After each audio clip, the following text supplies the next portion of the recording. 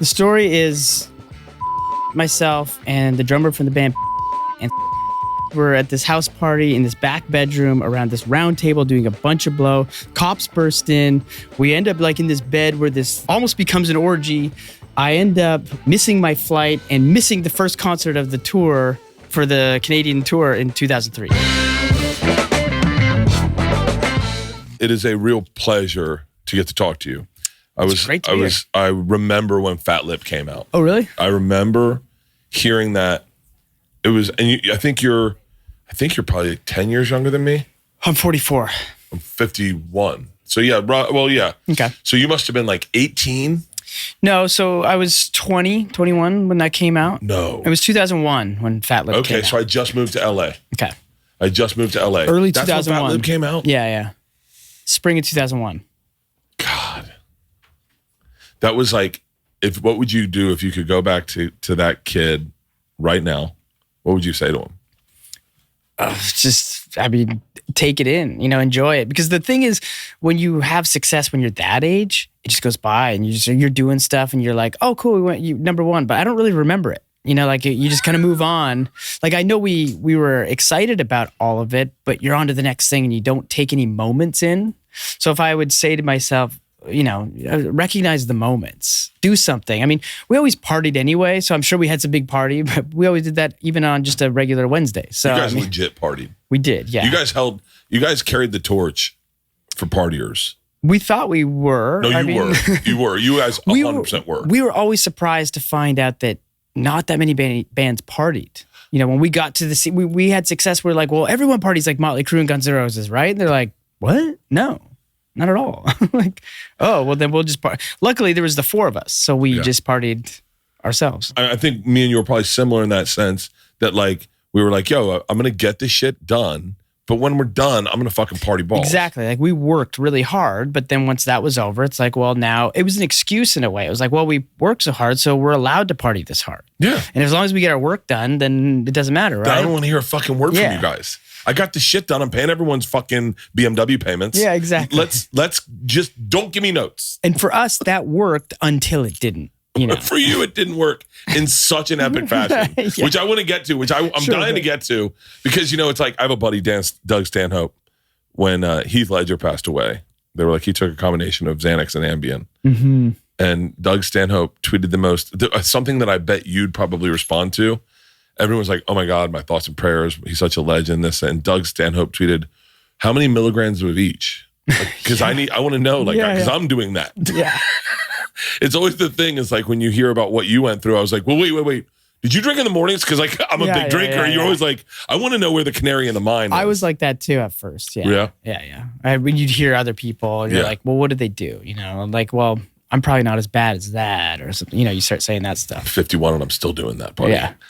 So it's funny because you guys are on your farewell tour right now, and you have this. But when's your book come out? Comes out in a week, next Tuesday, I think. Dude, that's my fastball. Fucking biographies, like autobiographies, stories, essays about rock stars is my shit. It's the only thing I can read. I'm dyslexic, but not that bad. But I'm dyslexic, but I can read anything. Sex Pistols. You ever read the one about them 28 days in the United States? No, I haven't read it. I know you'll dig this. I think me and you are into the same type of shit. I love Sex Pistols. I love Sex Pistols. I mean, we named my first son Lydon after John Lydon. So when you were married to Avril, this is me overthinking things. Sure. But I was like, that's so fucking badass. I was like, Sid and Nancy, Kurt and Courtney. Did you feel like that at all? Like, no. Oh, fuck. No, we didn't. We didn't at all. But I remember we did a photo shoot early on, and this is before we were actually really together, but we were just starting to and somebody wanted to take these photos of us, and they kept referencing us as the new Sid and Nancy, and we're like, we thought that was ridiculous, for one. But they took really cool photos of the two of us together that were supposed to be that kind of vibe. What a great picture. Pull up a picture of Sid and Nancy. That's such a fucking badass picture. Here's the other deal. Avril Lavigne is like super fucking talented. So that Nancy Spungen. No, that's totally the opposite. Yeah. Courtney. I think Courtney Love is very talented. I do too. I mean, her voice to me is one of the best female rock voices. No, there's one of Sid up against a wall. Those two right there, the right and left, were kind of like the ones that this photographer was referencing for Avril Lavigne that we ended up doing a photo shoot that's kind of like that. Yeah. So I want to talk about the band, and I want to talk about that, but I think I'm gonna wait until the band shows up. Sure. I want to talk about the music because it's so funny just how much of a thumbprint you guys have put on music. You're from a generation when music was king. Mm-hmm. Like rock music. Rock music. Yeah, rock music was around. Yeah. And you guys were also at the front. Like I remember the very beginning of that Fat Lip, you guys were kind of rapping to the store clerk. Yeah. You guys also, that song Fat Lip, I don't know if people don't remember it this way, but that was really kind of Limp Bizkit before Limp Bizkit. Well, I don't know if it was before, but I feel like I know what you mean. There was like there was a hip hop influence to it. There was like it worked in that sort of same world, even though it was a punk rock kind of thing, you know. Yeah. But I know what you mean. But I want to talk about your book coming out because this is what I love. So where do we start in the book? Is it essays about your stories? Because you've had crazy. I mean, your life has been insane. I never felt like it was insane. I mean, you were not set up to succeed. No, but some people are, I guess. You know, like we'll say for Avril, for example, like she has a God-given gift to sing. Like she doesn't have to work at it too hard. I was never supposed to be a singer. You know, I really had to work at trying to be a singer. For real. And so some people have it easier, but I don't know if anyone. I don't think it's easy for anybody. You know. What about stage presence? Was that kind of a gift? No. Horrible. I don't think I have any gifts. I think everything has been earned and worked for. Really? Yeah. I was a horrible frontman, horrible entertainer, horrible singer. Didn't know how to write songs. I'm below average height, unattractive. You know, like everything's working against me. You know, I thought of all those as your pluses. Isn't that interesting? Well, I feel like that gave me, in a way, I actually kind of enjoyed all of that. I was like, yeah, I'm going to make it with all of these things and prove everybody wrong. Yeah, it gives you that like fire in a way of like. You have a scrappiness about you. Yeah. That is like that any dude recognizes, like anyone who went to high school recognizes your character, your guy. Well, I think so. My upbringing was like I moved a lot, and I grew up with a single teenage mom, and we were always moving. And wait, how old was your mom when she had you? She just turned 17. Whoa. So we were moving a lot, and just outside Toronto. Yeah, and I was always the smallest kid in new schools all the time, so always getting into fights. You know, always being picked on and always trying to like, you know, go up to the biggest guy on the first day and knock him out first before you get beat up kind of thing. So that probably plays a part in when I get to the point of like being in a band is like, well, you got to prove yourself. You know, like you have all these things that you kind of got to fight through, I guess. Did you feel, do you feel like when was the first time, what found you first, hip hop or punk music? Oh, hip hop for sure. Yeah. Late 80s, like Run DMC, LL Cool J, Beastie Boys. People forget the punkness of hip hop because punk, like I used to have back in the day. I don't know if you'll remember it, but when I was in like middle school, you'd have tape players with 2 tapes on each side. Yeah. And you could record. You could record one off the other, or you could record the radio off one. Yeah. I used to have hip hop in one. And then I'd have UB40, Red Wine in the other, so that if a girl called, I could turn off hip hop and put on UB40 and be like, hello, Red Wine. I was such a poser. I still am a poser. I really am. I don't know who I am. Everything in my life is performative. Anyway, I'm in the middle of a midlife crisis. Well, it's working, obviously, so I don't know if it's working. I think I'm a mess. I'm a mess right now. I was tracking my daughter all night until fucking 3 a.m. and wherever she goes to college, psychotexting her. So, but hip hop was not mainstream the way it is today. No. Or when you guys popped, hip hop was mainstream. Mm-hmm. But like, so who was your first introductions to hip hop? Like the few that I said, like Run DMC, LL Cool J, Beastie Boys. I mean, it was all like Tone Loc and Tone Loc, fucking Kumo D, all that kind of stuff. Yeah, I'm trying to. I wish I could. I wish I had a chart of how old I was when how old you were, because when I was in college, you were just getting into. So high I was born school. in 1980. Okay. So 91, you were 11. That's Yeah. when I went to college. Okay. Jesus Christ, that makes me sad. And so for me, 91, that's like when Nirvana came out, and that changed my whole thing from hip hop to rock. Yeah. You How know? How great was it?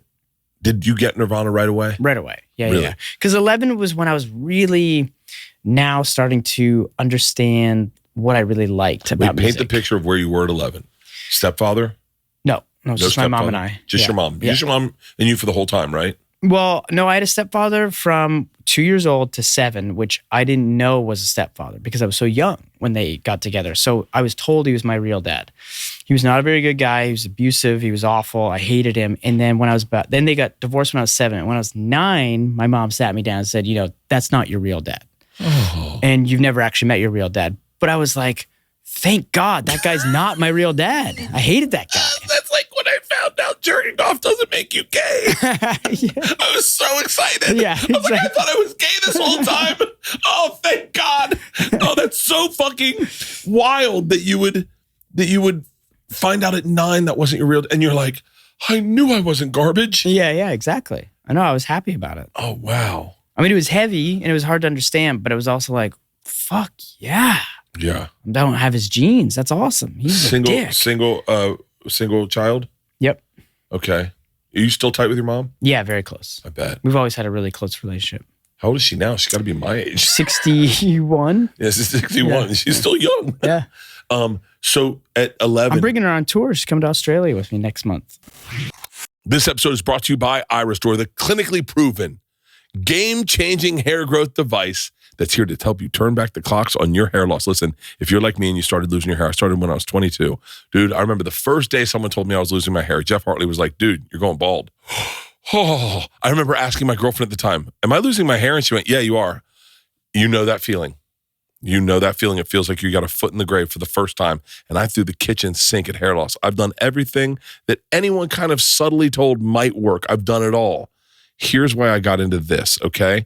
iRestore's FDA-cleared laser and LED systems, it isn't just another gadget. It's a scientifically advanced approach to hair restoration that you can use right at home. The iRestore Elite, the most powerful device on the market, is engineered with 500 lasers and LEDs designed to provide maximum scalp coverage and deliver the energy necessary to revive dormant hair follicles. Look, whether you're just starting to see it recede, right? Okay? Like, I have a buddy who's like, dude, am I losing my hair? And I'm like, this is not that bad. Or if you're like me and you wear hats nonstop because you're always worried how you're going to look. I mean, I wear hats all the time. So I can make my hair look good, but I have to make my hair look good. iRestore can change your life. For a limited time only, our listeners get $625 off their order when you use code Bertcast at iRestoreLaser.com. That's $625 off your order at iRestoreLaser.com with the promo code Bertcast. I'm telling you right now, listen, this is all I'll tell you. I have a good friend. She's a comedian. And she had the LEDs she was using on her face for rejuvenation of like lines, and she grew a mustache.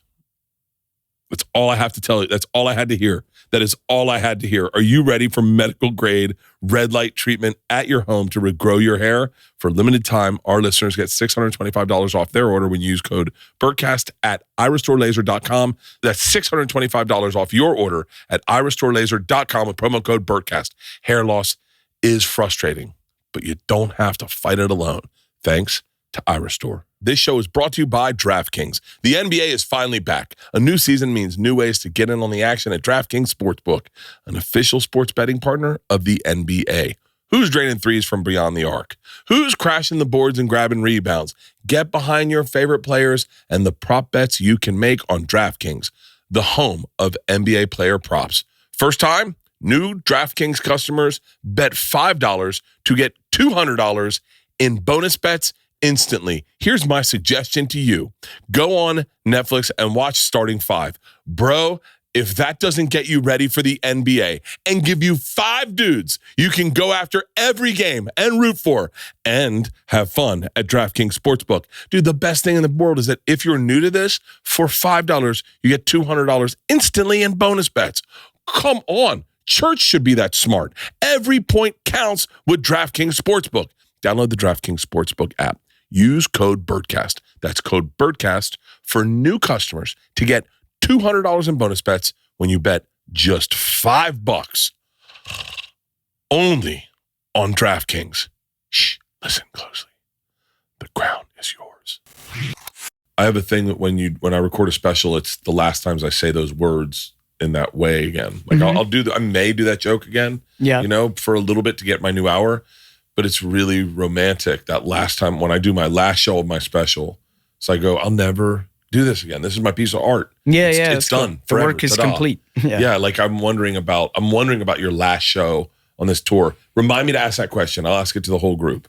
But 11, you find Nirvana and you get it right away. Yeah, right away. So sort of the whole world. I mean, it changed everything. Yeah. Were you playing the guitar at the time?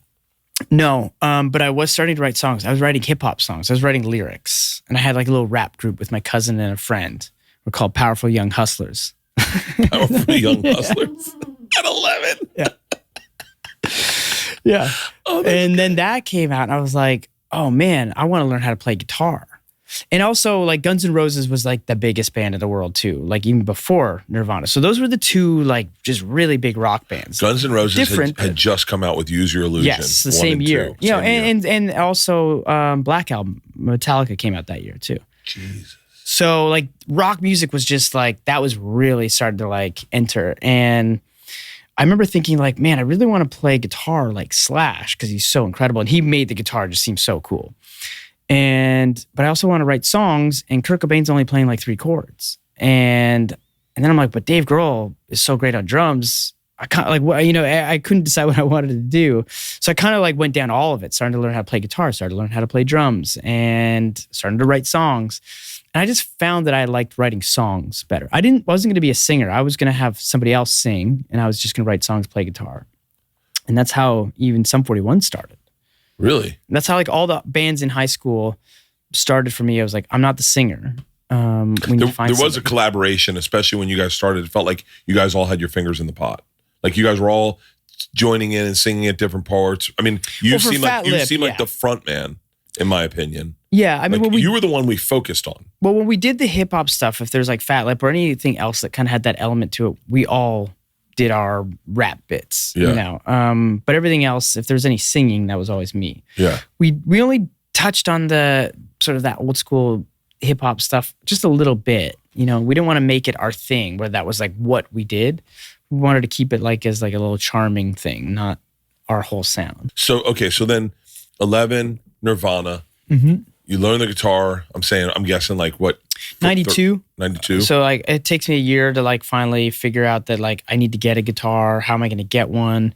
My uncle got me this acoustic guitar, and it was. Do you still have it? I do. Yeah, and it's really difficult to play. It's like just such a piece of shit guitar, and it's so hard to play. Too. Yeah, and the action is so high. It's so high. And then once I got a Martin, and it was like all of a sudden I touched it, and I was like, oh, all I have to do is touch them. Yeah, like then I don't have to hold them down and cut into my fingers. Yeah. First song you learned how to play? I heard somebody playing guitar one day, and this guy was shredding. He's like Eddie Van Halen shredding in his bedroom as my uncle's friend or his roommate. And I was like, what is that sound coming out of that room over there? And he's like, oh, it's my roommate. So I kind of like went in there, and I'm watching this guy, and he kind of looks up, sees this creepy kid like staring at him. And I was like, I didn't know what to say. And all I said was like, can you teach me? And he was like, oh God. He's like, yeah, come on in. We're like, what do you want to learn? And I was like, can you teach me how to play Knocking on Heaven's Door by Guns N' Roses? And he was just like, he made some joke about being Bob Dylan's song, which I didn't know who that was at that point. 12 years old. And he showed me the chords, just 3 chords. And it was difficult, but I was like, I can actually kind of do this. So my uncle bought me that acoustic to let me learn. And I did that for a year. And then finally I was like, I need to get electric. And my mom didn't have any money back then. So I told What was your mom doing for a living back then? She was actually in school and she was just like being a secretary. She dropped out of high school in 10th grade when she had me. So by like 26, and she's trying to get her life together, she went back to high school. She was doing like high school and working as a secretary at that point. And, you know, we had like government assistance, like welfare kind of stuff. Like, so it was not like, it was back and forth with that kind of, there's no money for a guitar, basically, is what I'm trying to say. So when I said, Mom, I want to get electric guitar, she's like, well, start saving, you know, bring up to figure that out. So I figured out how to kind of get $150, because that's how much it cost back then for a used shitty electric in the paper, you know, like the buy and sell. And I remember another uncle of mine, he was a big drinker, and he was like the cool, fun uncle, and he used to play pool and he used to play poker, and he would teach the kids how to do all this stuff. So when you have a couple beers, he wants to start gambling with us. So I started winning, and I was like saving all this money through gambling with my family, and I got $150, and I was like, okay, cool, I'm gonna buy a guitar now. What was the first song I learned on electric guitar was David Bowie from Nirvana acoustic. Yeah, Man Who Sold the World. Yeah, that's one of the early ones I learned too. Yeah, that acoustic. I still am the guy that watches someone play and then goes, "Oh, I can play that now." yeah. You know that Nirvana Unplugged was like, it made them so approachable. I mean, I want to say I learned bar chords from that. Like, and I was like, oh wow, I can play a bunch. I've got into the Meat Puppets. Like it was like, it was the same wild. Way. Yeah. I remember I learned all that whole album. That I figured out everything on that. That's crazy. So then, when do you start writing? I want to get to like when you start writing, and then when you have to. I'm assuming, and I apologize, because I'm connecting things. Sure, but I'm looking at a guy like you with a single mother who's young, who's scrappy. I imagine the music industry took advantage of you like crazy.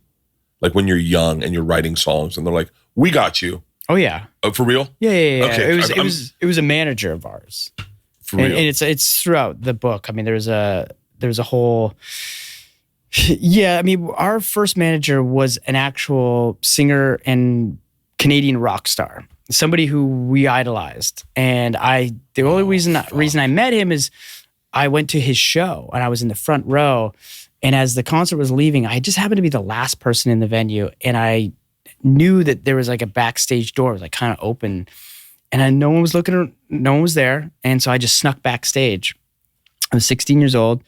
And I see this guy and I was just like, holy shit, there's the band. They're all just having beers. And he kind of looks over at me. He's like, did you just sneak back here? I was like, I did.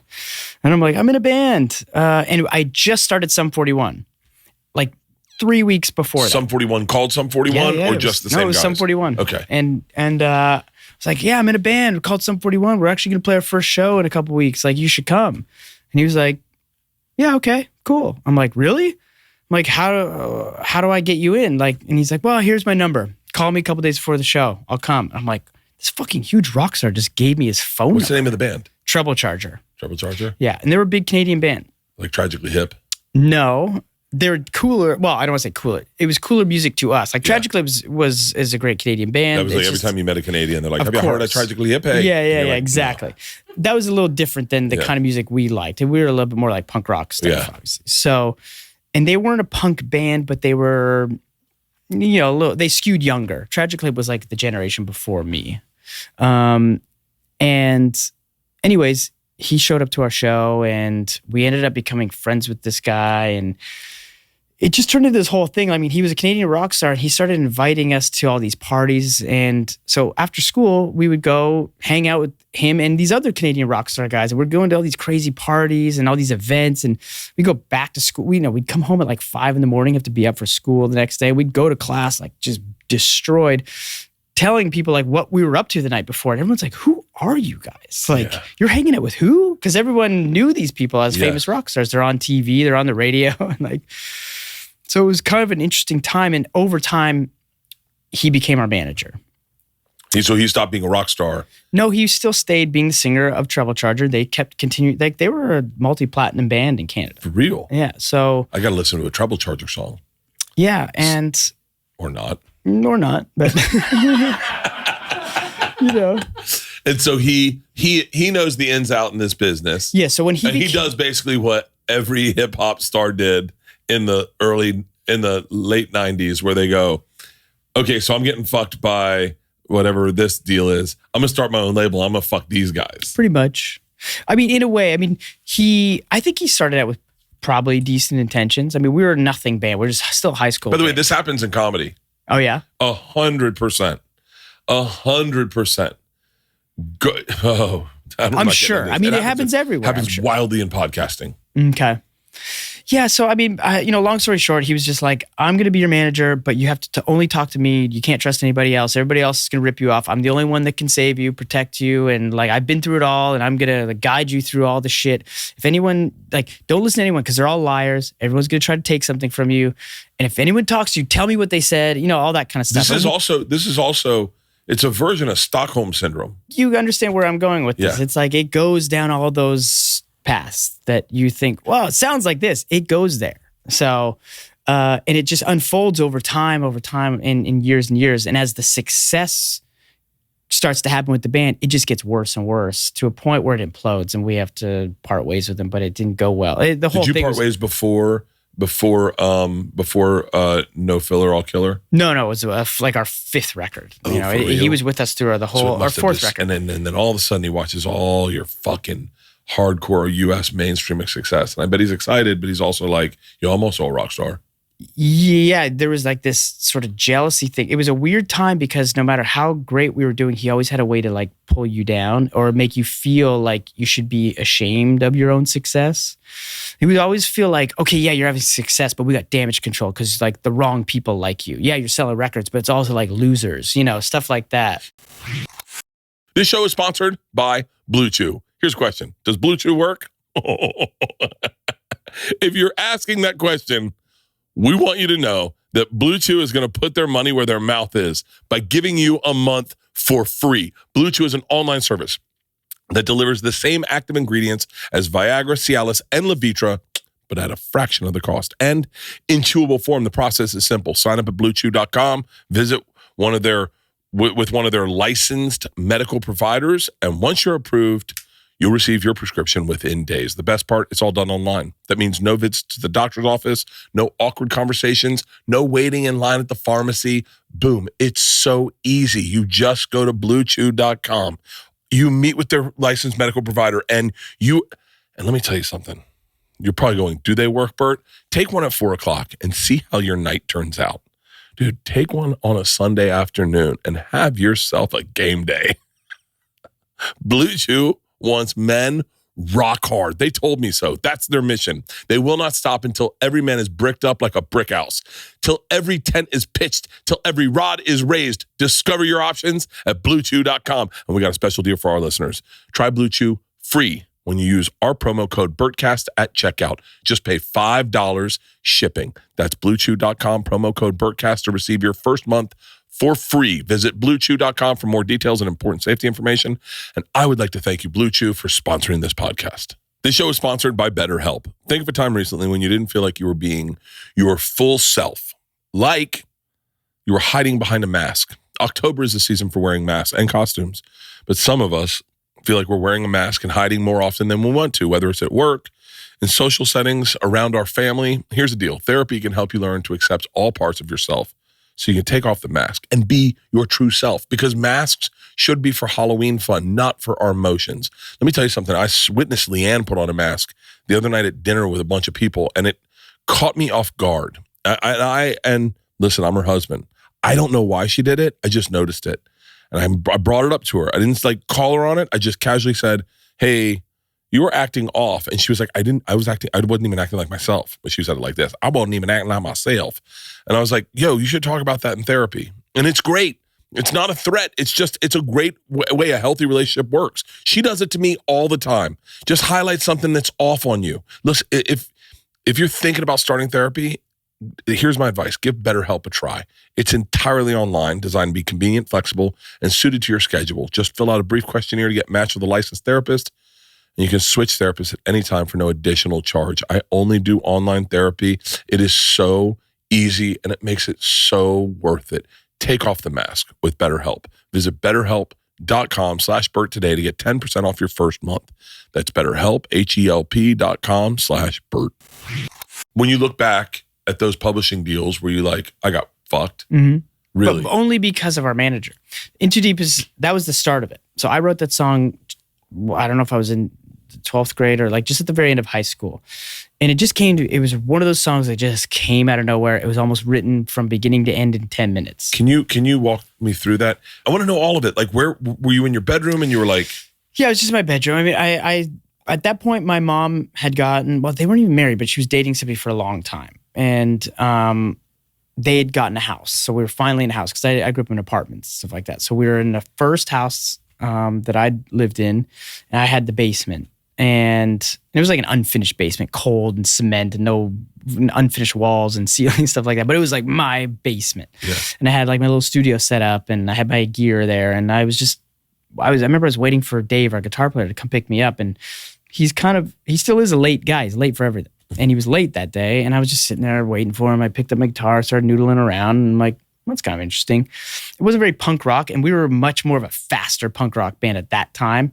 So I just thought, well, it's kind of cool, but it's not really Sum 41. I started humming something. And then it just kind of like went. And all of a sudden, 10 minutes later, I'm like, that's a song. You know, I'm going to record that on my little tape recorder. Dave never showed up. And then, so I called my manager, Greg, this guy from Treble Charger. And I go, I think I just wrote the song. What do you think of it? And he goes, over the phone, I'm just like playing it for him. He goes, that's a hit song. He's like, I think you just wrote your first hit song. And I didn't know what that meant. I'm like, I'm still just at the end of high school. I'm like, we didn't think of things like that. And he was like, we need to use that for this artist I'm working with. Do you remember the artist Snow with the song Informer? Informer. Yeah. Boom, boom, down. Yeah, exactly. Yeah, of course. So, he's from the same area. I grew up in the same town. No way. Scarborough, just on the edge of Toronto. And so he was producing something with him. He goes, this would be great for this project. So we go in and record the song. I have a version of Snow singing In Too Deep, the whole song. And hang on. Cause I'm in, yeah. Cause I'm in too deep. It has. Wait, how the fuck did he do it? He kind of does it the way you think he would do it. For real? Yeah. Oh, like with the fast kind of like reggae style. Yeah, it's kind of there. Then I'm singing on the chorus. Really? And he's doing the verses. And he also has this guy, MC Shan, who's like, MC Shan. Yeah. So MC Shan raps on it. And so there's this version, and then it just doesn't come out. It goes nowhere. So I'm like, okay, cool. I'll take the song back for Sum 41. Greg goes, what are you talking about? That's not a Sum 41 song. That's a Treble Charger song now. We're gonna do that song. So they go and I remember the way he said it. I was like, oh yeah, of course. What am I thinking? Of course it's yours. Hey, like can me and you do a trauma candy bowl? Yeah, exactly. Because I've experienced exactly what you've been experienced in stand up, where they're like, you say something casual and they're like, that's funny. Can I have it? Yeah. And you're like, well, I just said it. Yeah. And they're like, yeah, but I know, but it's not in your voice. I've always thought that must happen. His reaction to me saying, oh, I'll do that as a Sum 41 song, it was so like, what are you talking? It made me feel like, oh, I should never say that out loud again. Yeah, like that was like, oh, how could I think that was a Sum 41 song? You're right. Of course, it's more Treble Charger. So they recorded it and it was terrible. Like it was just a bad version. It was worse. Like the Snow one was actually kind of fun and cool. Yeah. Even though it was like, what it was, but theirs was bad. So he just thought, you know what? This song's not a hit. You guys can have it. So when we got signed and the label thought this song is the first single, because I hadn't written Fat Lip yet when we got signed. In Too Deep was the song that was going to be our first big single. It still kind of is. I mean, it's become a bigger song for us than Fat Lip. In Too Deep is so fucking big. It wasn't though for a long time. It was always sort of the second song next to Fat Lip for years. Lip's such a badass fucking song. And so I hadn't written Fat Lip yet, and when we got signed and we started recording, and then the business stuff has to get, the publishing splits and all the, you have to start writing that stuff up. Our manager said, okay, we got to do publishing stuff. So I'm going to do all that stuff for you. Okay, I don't know what that stuff means. So he lists himself as 50% co-writer of In Too Deep because He goes, I'm going to put my name on this because we did the snow version. So everyone thinks I already wrote that song. We did the treble charger. So everyone already thinks that I'm, and I'm like, when I think back to it now. I'm getting triggered by this. When I think back to it, I'm like, who's everyone? Like, who are all these people that think like your band knows or thinks that, or like Snow think like who's going to see these contracts? Dude, they think I wrote it. They need to know that I wrote it. Yeah. The exact words were said to me. Yeah. They think I wrote it. Yeah. They need to know that I wrote it. And I remember at one point saying, but that's mine. Mm-hmm. I remember being confused. I was confused too. And he goes, don't worry. Like, it's just, you're not, this stuff doesn't really make any money anyway. It's just like a business thing you have to write down. And then so once that keeps going, he goes, it's going to look really weird if I'm only the writer on In Too Deep. So I need to be writer on all of them. So all of a sudden he's like taking credit on everything. Now I will say he's one of those guys that there was like a lot of great with him. Like there's so much that we couldn't have done without him, but he was also really evil at the same time. But at the same time, without you, it's you. No, I get that. But there's I know what you're saying. By the way, I'm doing that I'm just hearing this in a mirror. Yeah. I'm just going through my trauma. Sure. And hearing it going, that was said to me. Yeah. That was all said to me. I want to talk about party shit. Sure. You lived during the Paris Hilton. Yeah. Like that was like when it was like, that was when like fame was like wild. I don't know. I mean, I would assume it's always kind of the same. It's just the same stuff that happens over and over again. Now. Well, maybe because there's so many cell phones and stuff like that. So many cell phones, and then people have comments about you that you can read online anywhere. Yeah, true. I mean, there was always comments back then too, but yeah, I mean, there was always message boards and comments and stuff like that. Yeah, maybe not so many phones, obviously, and video of everything that you do, but. Wait, tell everyone, I want to know tell everyone the story of when you guys overbought drugs and left it for your A&R guy. Because I think that's such a fucking... Yeah, so we were doing this MTV thing. It was like a New Year's MTV event. And we had a bunch of our friends there and people that we worked with, and everyone just bought way too much drugs. And we actually went through them all. That was the thing. We had a big party. We're in a hotel room, and it's like 4 a.m. And we're like, we're not done yet. I mean, we don't fly till like 1 p.m. It's only like 3 or 4 a.m. Like, we need more drugs. What are we going to do? And we're making these calls. Our manager's calling people in LA because we're in New York at the time. Do you know anybody in New York? And sure enough, they did. And all of a sudden it's 5 a.m. and we're driving somewhere to meet some random person to pick up some drugs. And he was like, look, I'm only going to sell you a lot. I'm not selling you a little. Like if we're doing this at 5 a.m, it's got to be a lot. And we're just thinking, okay, well, let's buy a lot and just do a little, whatever we do, and we'll just figure it out. I mean, we'll go to the airport. So we do that. And, it's like getting time to go to the airport. And we're just thinking, we have so much cocaine left. What the hell do we do? We're like, do we dump it down the toilet? Like, it just feels weird and wrong. Like, and then we're just like, you know what? Our A&R guy, I mean, we'll just leave it for him and he'll know what to do with it. We'll give it to some bands or do whatever. Like, I don't know. He must know people who want it. Yeah. So we're just thinking, okay, we'll leave it in an envelope. We'll go down to the front desk and we'll just say, hey, our friend Rob Stevenson is coming to pick it up, this envelope, and we'll let him know. And they're like, so we do it. We write his name on it. We put a big bag of blow in this envelope. We take down the front desk. We give it to the lady. We leave. We head to the airport. And remember, we called our A&R guy. And we're like, hey, what's up? And he's like, hey, how's it going? We're like, well, we're going to the airport. But just want to let you know, we left a whole bunch of cocaine for you at the hotel at the front desk. And he's like, you did what? It's like, no, yeah, it's with the hotel clerk. We just wrote your name on the envelope. You wrote my name on it. we put your wife's name too? Yeah. He's like, I'm going to be arrested. What are you doing? We're like, oh. Yeah, I never thought about that. That's so refreshing, though. Who are your party heroes in music? Like I know now you don't party, but like back in the day, who were your party heroes? In those days, I mean, it was like Motley Crue and Ozzy and Guns N' Roses and all this stuff all those stories that we grew up thinking that once you make it, that's just what you do. That's what everyone does, isn't it? Like that's what we thought. So we got there and we found out that nobody really parties like that except for us. So we're like, all right, more for us, I guess. I was at the tail end of Slash's partying days. Oh, I got one party a day with Slash. That's pretty cool. Fucking 6 a.m. drinking fucking cognac. Yeah. And I was like, this is everything I wanted it to be. Yeah. God, but I got kicked out of the house. Do you mind if I have a drink? I was like, fuck yes. Yeah.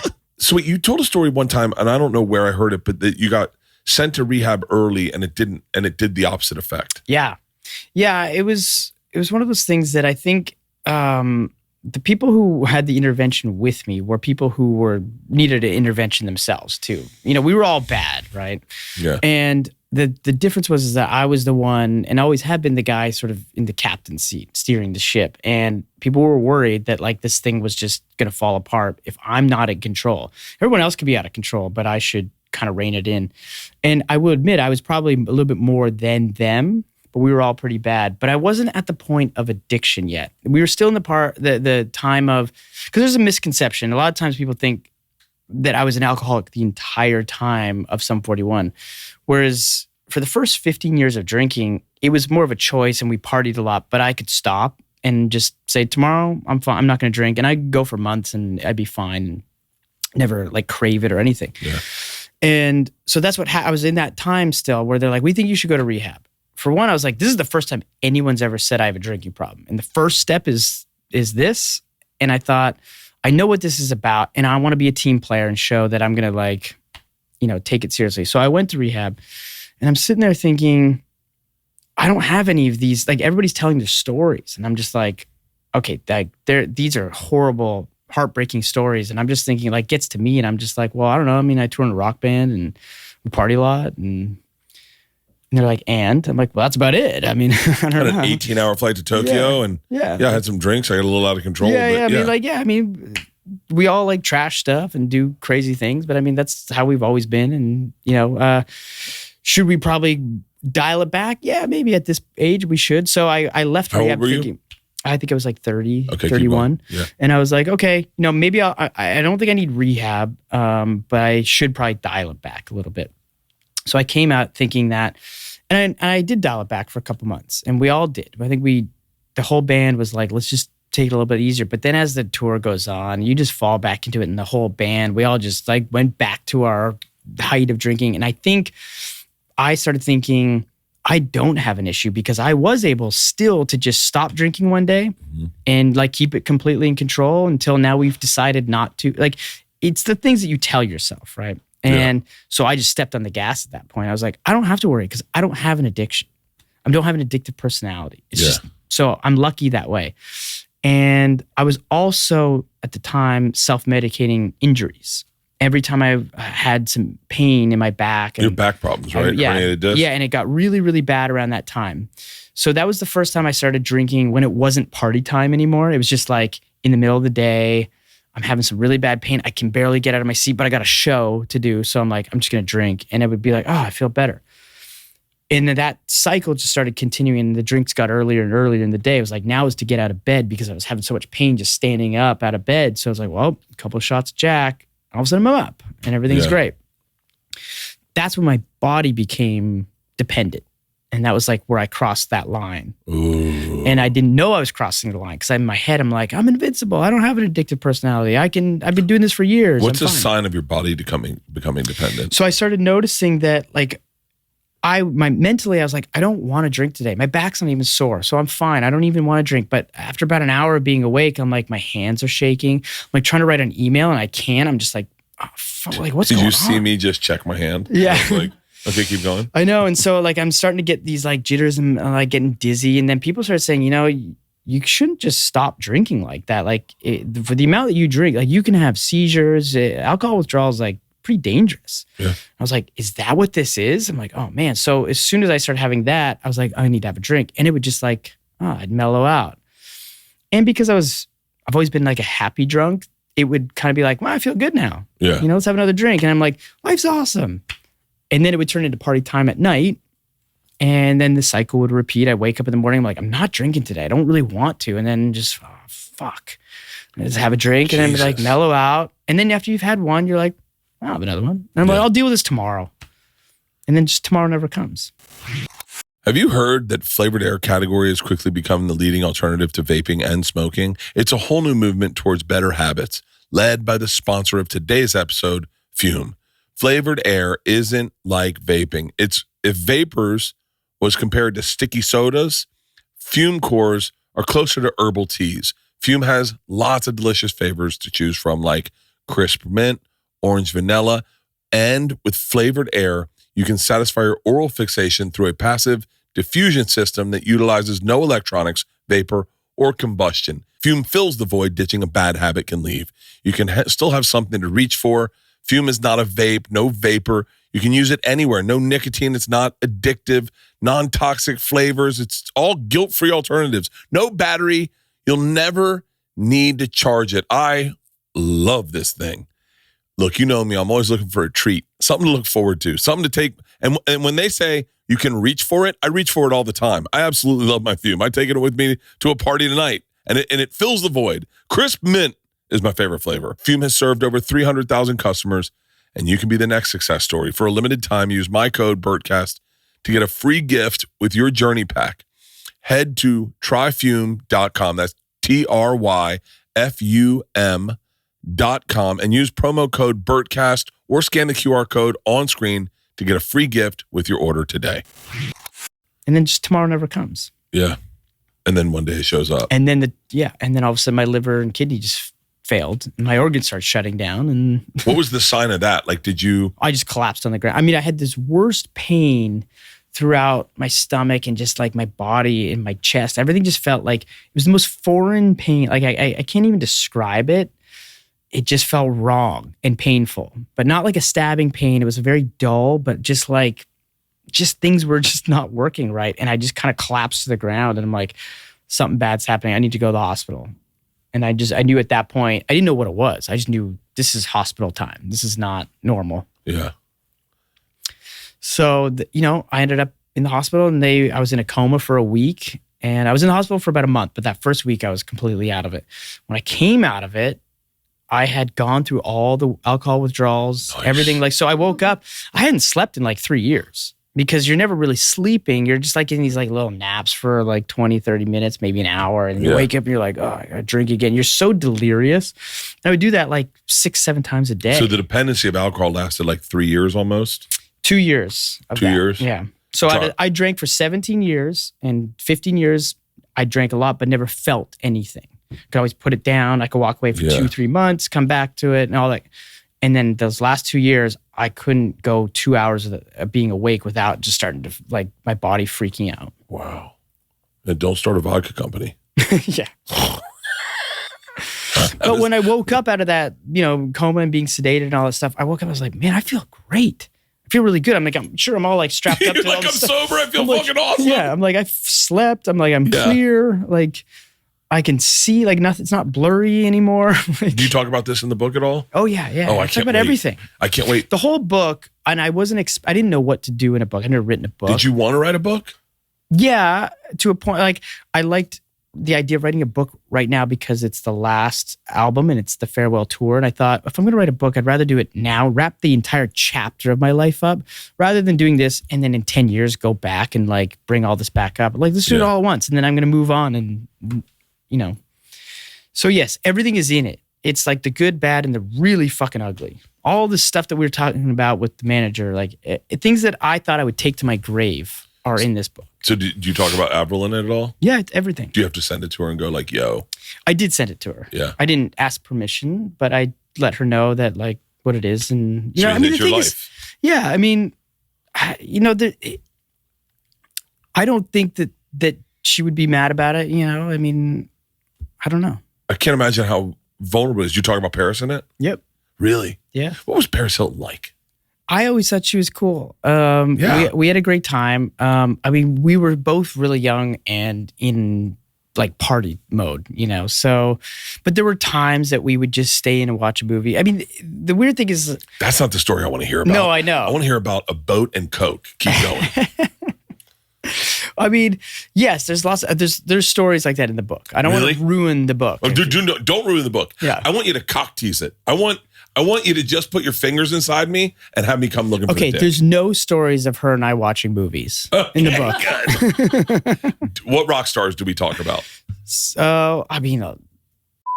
All right. Hold on. Give me a little cock tease. I don't know how to tell any of the story without giving like away good punchlines of the story. All I can say is it's one of the best stories in the book for that type of thing. How about I'll tell you what I'd like you to do.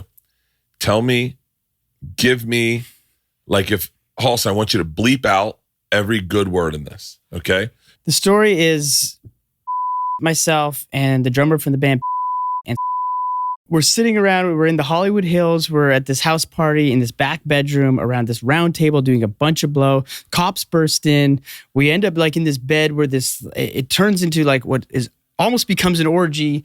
And I end up missing my flight and missing the first concert of the tour for the Canadian tour in 2003. That's perfect. Bleep out all the fun parts and make everyone guess. And in the comments, I want you to guess all the words that were bleeped out. Turn this into a Mad Lib. Yeah. God, that's fucking crazy.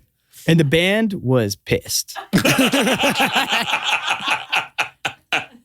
you have any like panic or like OCD problems or anything? Panic and anxiety, yes. I got panic and anxiety bad. Yeah. But that came from doing this. It's in the book of how I get panic and disorder.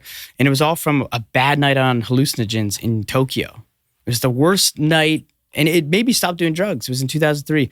This horrible night that we did this drug called blue mystic powder. And it was full fear and loathing in fucking Tokyo. It's that movie in Tokyo. Jesus Christ. We haven't even talked about the Congo. Oh, fuck, I forgot about that too, yeah. Jesus, you've lived a crazy life. Is the band coming up right now? What's up, everybody? Grab a seat wherever you want. Hi. I'm Bert. Hey. Yeah, I know you.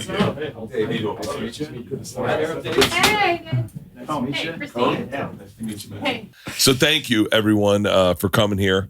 I regret so much that we couldn't make it to the show last night. And I'm so bummed. I'm so fucking bummed. But congratulations for your final tour. Is it sad or is it happy? Ooh, I think it's everything. Yeah, a lot of emotions. Yeah, it's both. I mean, the shows are great. And for me, I always forget that it's the last show in that city until it's the last song. And you just go, oh yeah, for me, I'm always like, I'm not thinking of the next song when I'm in a song. So I don't realize until the very end of the show that, oh yeah, this is the last show for all these people here. Well, I mean, we still have like 80 more shows after this one. So it doesn't always feel like the end. Where's your last show? Toronto. Oh yeah, of course. Yeah. Mm.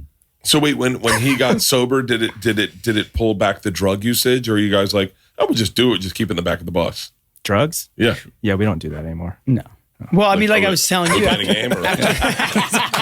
was about to say the same thing. That did not look convincing. We don't do that anymore. Right? I know. Guys? Is he a cop? What's happening?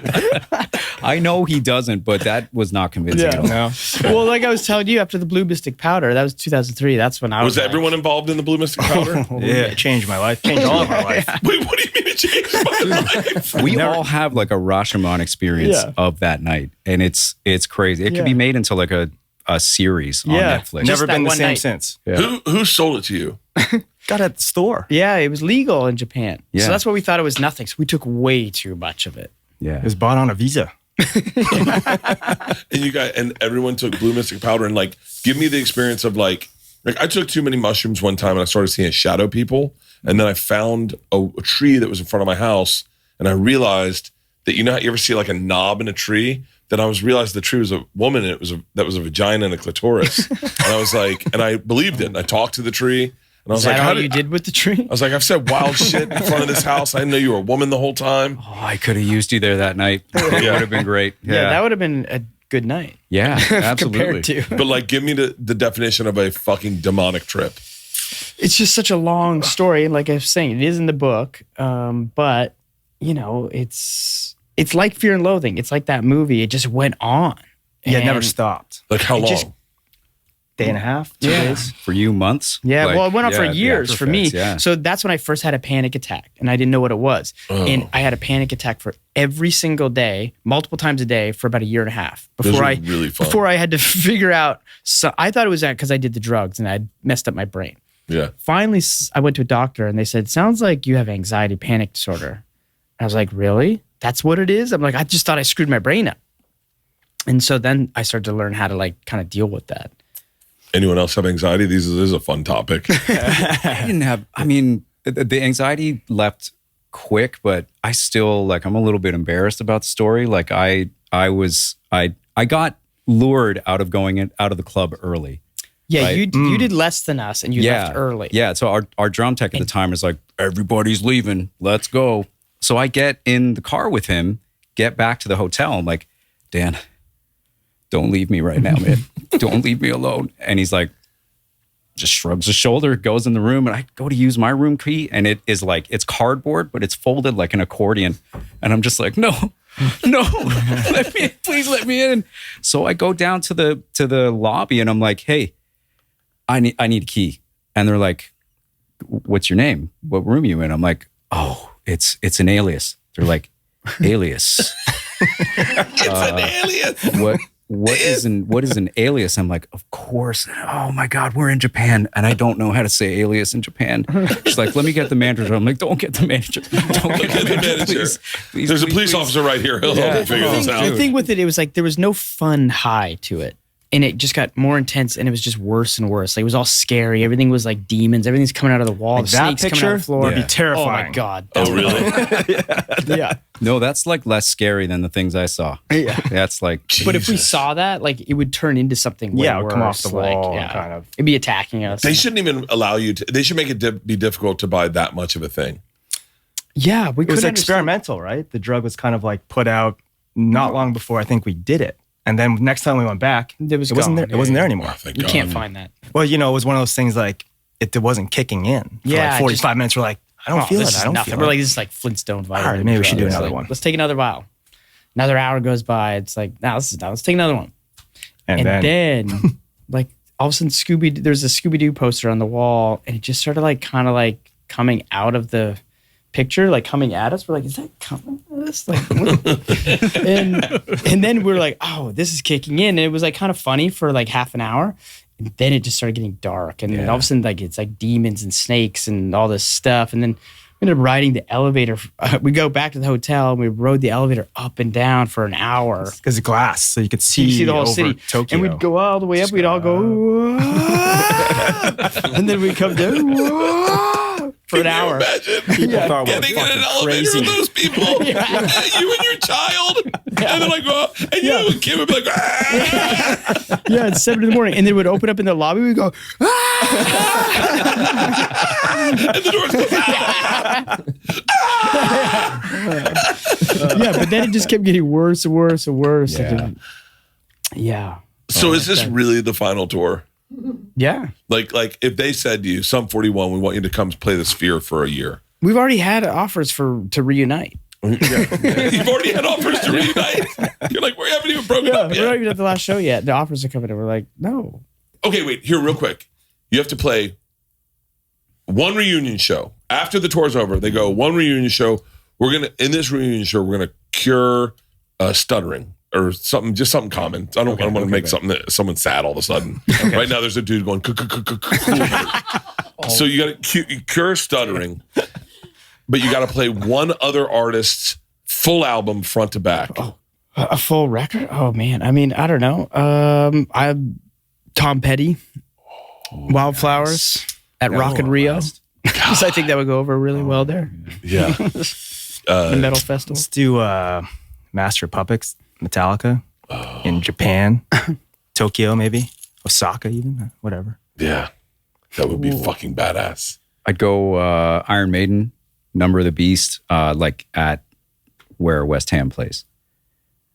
These are really good answers. I think this is good. I would do Shout at the Devil, Motley Crue at Madison Square Garden, New York. You guys picked all my favorites. Oh, I'm sorry, Tom. I don't know. Stones, Exile on Main Street, one of our favorites, but That's a good one. well, pretty far from what we do. It's a lot of songs there you got to play. Wait, don't you guys cover a Stones song on the new album? Yeah, Paint It Black. Yeah, Paint It Black. Yeah. Which I thought was... So can I ask you, how does the money for that work? Do you guys... It doesn't. So you just play it and then it goes... You just go... Richards Jagger. Yeah. They get everything. Yeah. Really? Oh, yeah, of course. God. It's kind of fucked how the way money works now in music. Well, it just kind of doesn't. But someone's getting paid. They have jobs, right? I mean, if it makes you feel better, I mean, that song's getting streamed, so they're not getting that much money. Yeah, they're not making much Yes. money either off that. Yeah. They're not making that much money off of it. No. So could I do a cover album and then put it on Spotify and then just I go, oh, well, everyone go fuck themselves. Yeah, pretty much. Yeah. If you were talking to a young musician right now, there's a kid right now that is a little bit bummed out, and they're like, well, fuck, this is Sum 41. And they're like, what should I do? What would you say to a young musician, young singer-songwriter, young artist who's really passionate about music?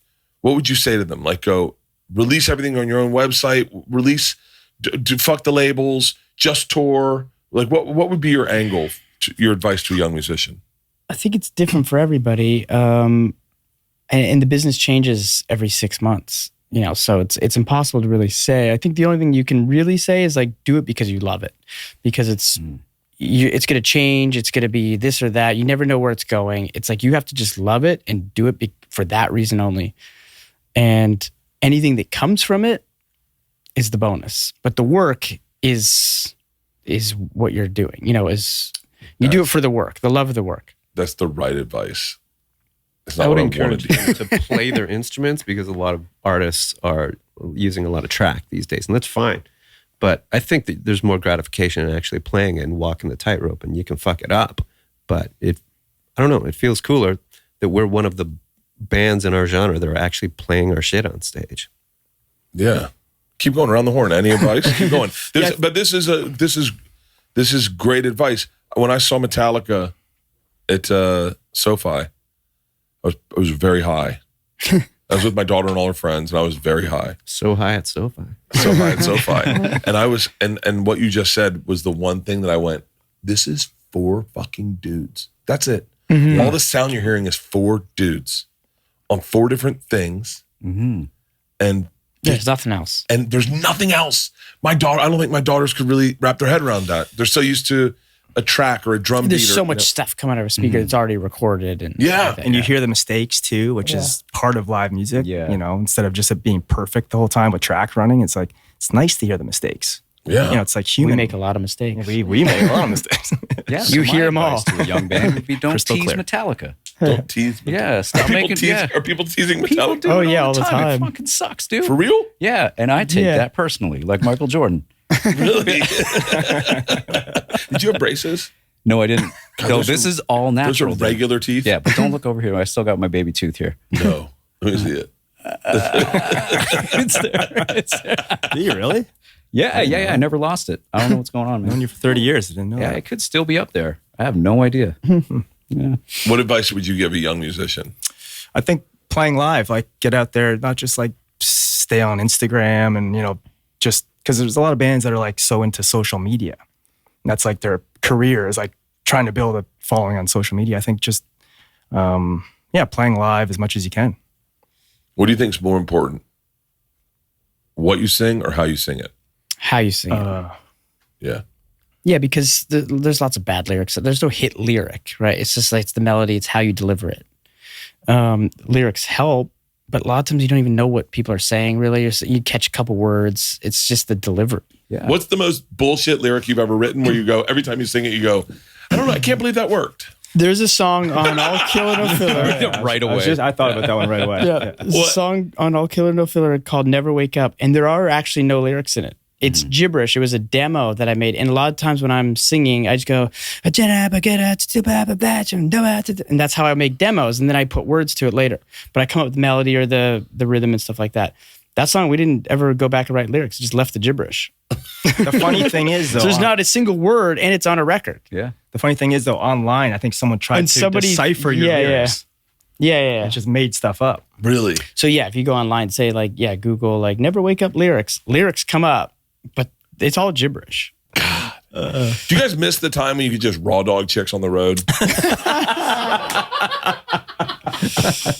Was that ever like a fun time when you guys like you're like 10 girls backstage and you guys were all like, fuck yes, high-fiving each other? You go ahead. I don't know if it's raw dogging 10 and then high-fiving. Is there anyone, I know you're married now, so it's a little Yeah. disrespectful to talk about this stuff. No, my wife knows all about everything. Okay, is there anyone you look back and you go, I wonder what she's up to?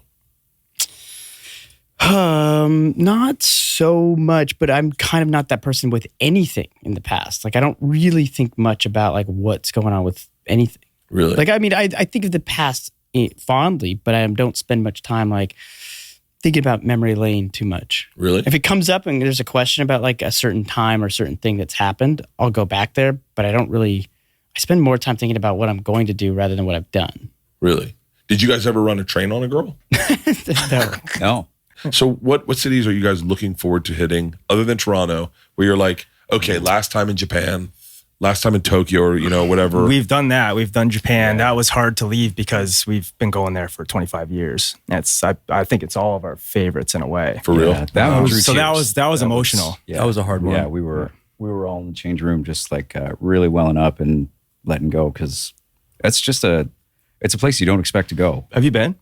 To Japan? Yeah. Yeah. It's wild. It's amazing. That was like, because we had started this tour in Asia, and that was the last 2 shows, you know, in Tokyo, and we headlined a festival, and it was just, the crowds just go nuts. It was just so special that like, it definitely hit us like, shit, this actually is the end. Like, and I'm in my room in like a ice bath, and he's like, I love you, man, hugging me. And it was like very emotional after that show, because it like got real. Like last night, I definitely got choked up a bit in LA, just, you know, living here for so long.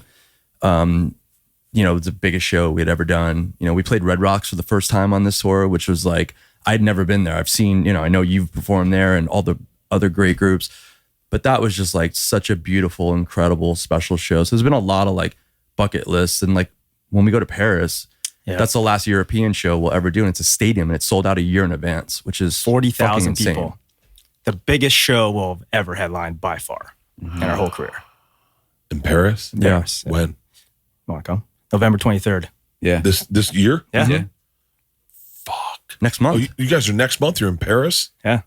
November. We're in Europe for like It's 5 weeks. You guys are kind of fucking your ex-girlfriend right now.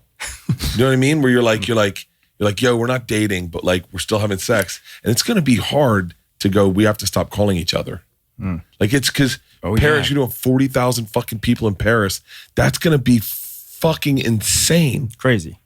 I think, didn't Taylor Swift just do like She did like a week multiple there or nights something? there. So it's the same 17 place. nights. Yeah. Yeah. Wait, which one's Taylor Swift? Yeah, but here's the deal. And I bet she enjoys it. But you know, there's a thing that I think is sexy about this final tour is that more bands should have one. Like, cause so many bands just end. Just go, that was, I guess we're not going to be touring again next year. Ticket sales are down, but you guys are getting to like appreciate it. Yeah, totally. Paris is going to be fucking sick. When does this tour end? January 29th. Something like that. Not Or 30th? Not 2025. okay. Yeah. Wait, so in like a couple months? Yeah, 4 Yeah, months. man. Oh shit. We have 3 more tours. Like we finish this Saturday. America is done in Vegas. Then we go to Europe, Australia, Canada, and done. We started this February. That's when it started up. So what questions haven't I asked you guys? Yeah, we really went pretty far. We've gotten pretty deep. Yeah. Hey, what's one question you guys don't want me to ask? I'm looking at the team of beautiful women and the questionable dude. Questionable dude. Do you guys know where you guys came up with the name Sum 41? Yeah. Do you want to tell him? that's No, actually- you go for No, it. you go ahead and tell them. This is what I had always thought it was for 25 years. 4 and a 1. Oh. Huh. The sum is 41. So the funny thing is we do this thing like with the audience is I get everyone to raise their left hand with their fuck you and then the 4. So this is what the crowd does in the show. Instead of doing this, I always tell them to do this. So you get the whole crowd doing this shit all night. That's brilliant. So many 14s though. Yeah. You do get You it. just did a 14.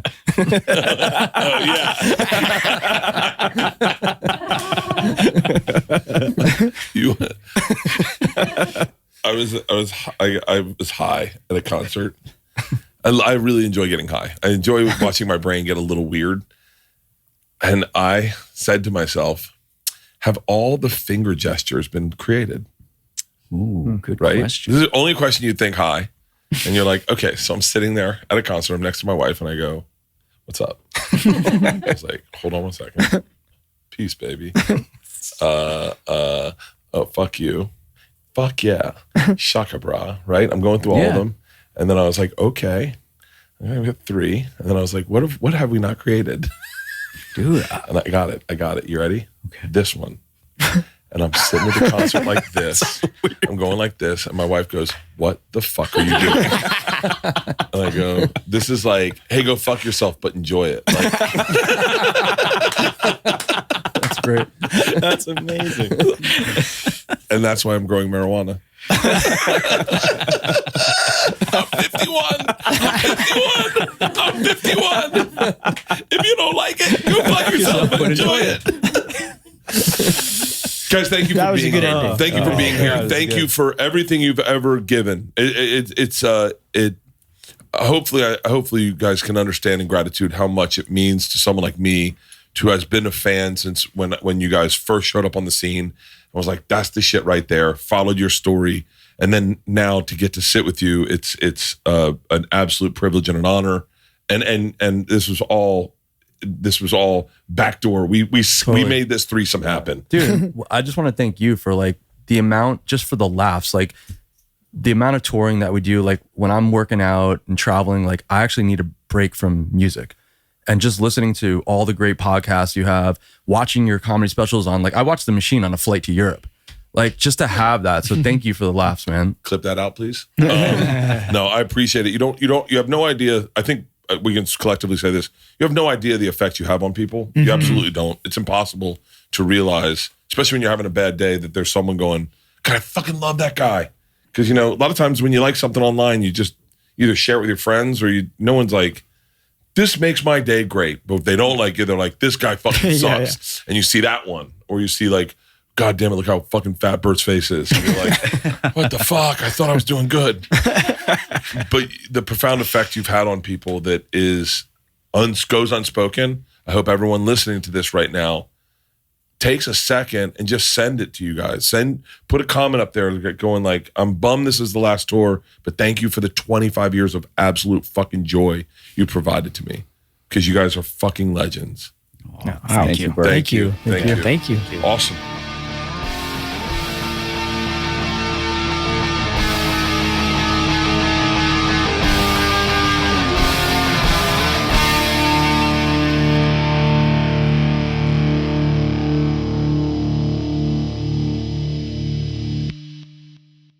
This episode was brought to you by The Machine.